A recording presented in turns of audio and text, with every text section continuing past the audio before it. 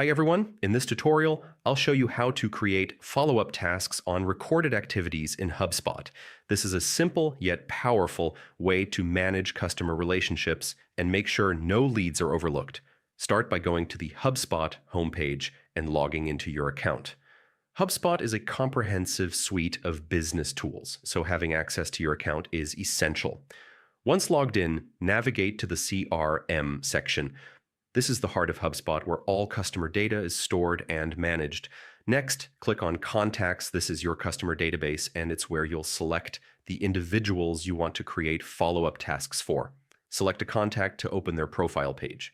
Here you can review interaction records like emails, calls, and notes, which helps maintain consistency in your follow-ups. To create a follow-up task, click on an interaction record and enter the task details, such as the task name, due date, and priority. Then save it. HubSpot will schedule reminders automatically, keeping your tasks organized and timely.